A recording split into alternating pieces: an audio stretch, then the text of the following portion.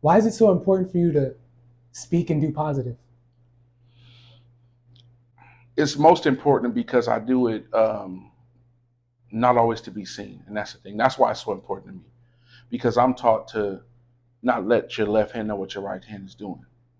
So it's important because I choose to do it without the intentions of being praised for it, because that's just genuinely who I am.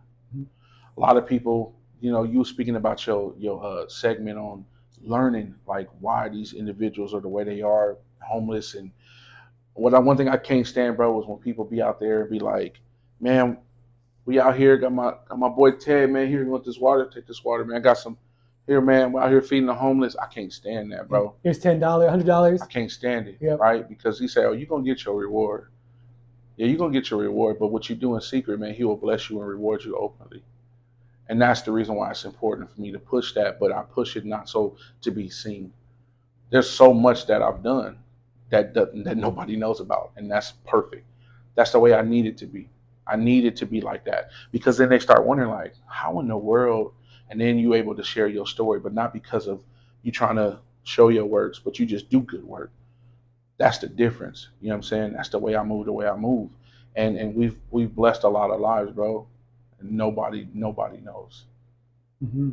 It's only between me and him, bro. I don't need to be seen by people, because then you want all the accolades. Like, oh yeah, he did, man. I've done so much in the community, bro, and you'll never know. Yeah.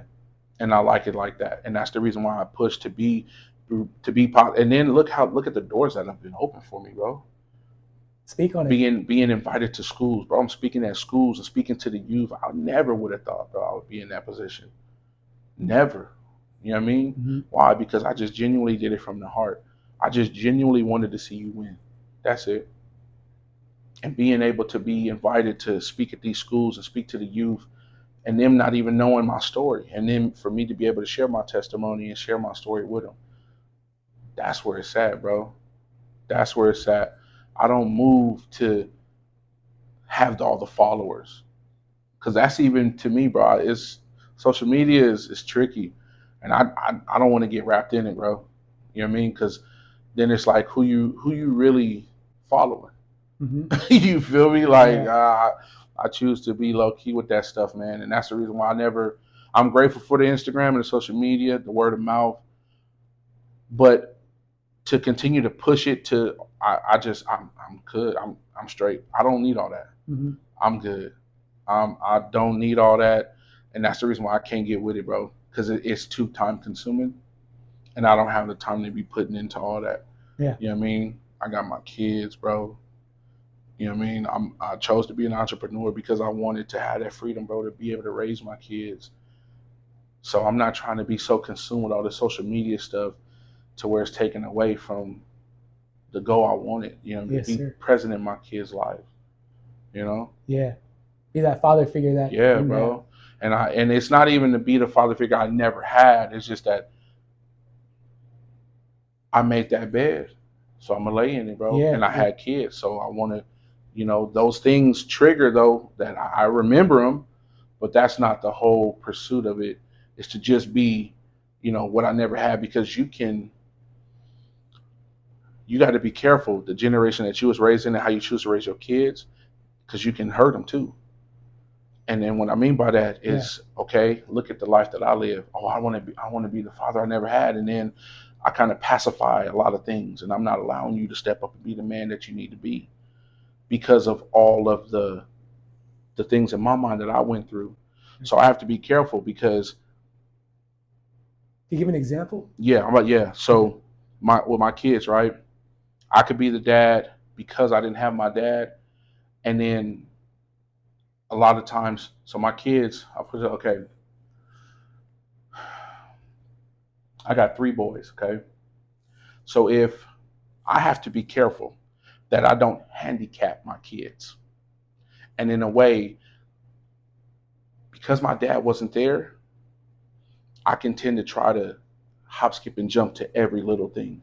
And I have to be careful that I don't do that, because then I'm not allowing my kids to grow. So it could be something very simple. And oh dad, he spilled something, and I hurry up and run to the aid because just a father figure and I'm present in my kid's Yeah. life. Here, let me get that. Like, no. And I noticed that a lot. And something little like that, oh, you break some, oh, and I run to the aid. And then it was like, wait, Ma, you got to let these kids grow up too. I know that you didn't have a dad in your life to be present, but you have to be careful that you don't handicap this kid. You have to teach him. Just because dad wasn't there to be an aid, don't mean you do everything. And so I had to learn, like, oh snap, like you got to step back.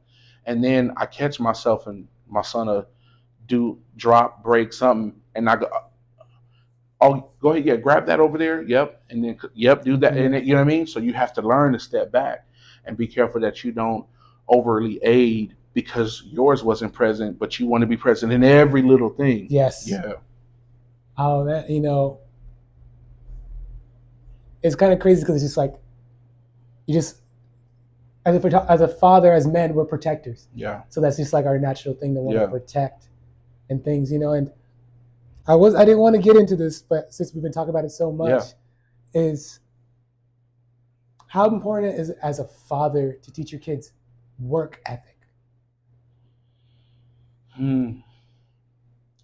So when it comes to teaching work ethic, I try to make sure I help them understand that I want you to work, but I don't want you to put so much energy into somebody else and you don't put that same energy into yourself. So because I'm an entrepreneur, I'm first and foremost gonna teach you to work for you and not work for somebody else. Okay. And that's because I'm an entrepreneur. And honestly, I think if I wasn't, I'd be telling my child to make sure they do everything that they need to do when they go to that job. I would, but that's not the road I chose to take. And because I took this road, I'm going to teach my children to work for yourself. And if you have to start working for somebody, I want to make sure that you put 200% more energy into you before you put 300% energy into somebody else. Because all you're doing is help building they dream and they legacy. And then when they dream and legacy is fulfilled and you've wasted 30, 40, 50 years of doing it, what do you have for yourself? Nothing. And don't get me wrong, that's just the circle of life. We need them. I chose to be an entrepreneur, but you bet your butt, man, I need people that want to work. That's every business in America, bro. It won't work. It doesn't function. So you have to understand that your dream and your reality only works because we have individuals that have that work mentality and that hard work and go to work and bust and do. And then without that, you have no business in the world. So what side of the fence do you want to be on? I choose to be on the side of the fence where I have more freedom, because I was on that side of the fence and I hated it. I hated going to work. I had to be working at 6 o'clock in the morning and clocking in. I'm like, I'm ready to go home already. And I ain't even started yet. You know what I mean? So I've been there, but I understand that we need them. You need people that want to work. That's the only way these businesses are going to flourish, bro. Period. So what side of the fence do you want to be on? You want to give 1,000% to yourself or 1,000% to somebody else's dream?